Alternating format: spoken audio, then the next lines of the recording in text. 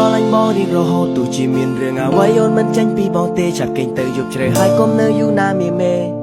បងគ្មានឱកាសស្ដាប់ពាក្យនេះទៀតទេអូនជានារីស្អាតជាងគេសុទ្ធតែពាក្យពិតទាំងអស់មិនបានកុហកអូនទេបងស្រឡាញ់បីគ្រប់យ៉ាងណែអូនមានណាមេមេកុំចាចេញពីបងចង់ហេតុអ្វីបានជាស្រីយំមានរឿងអ្វីមិនព្រមប្រាប់ខ្ញុំបងខកអីមិនដេចមិនប្រាប់ត្រង់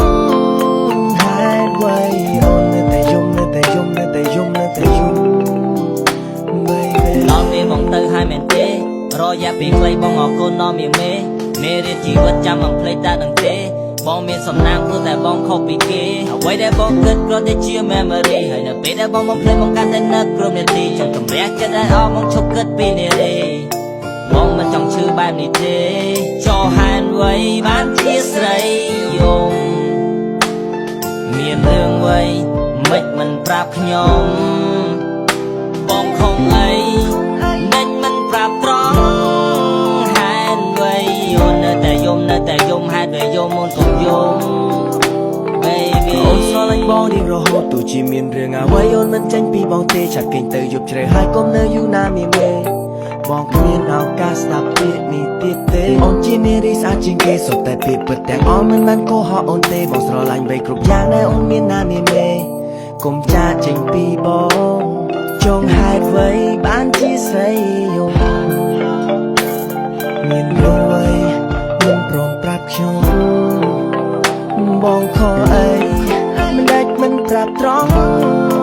ហេតុអ្វីអូននៅតែយំហេតុអ្វីយំអូនកុំយំ baby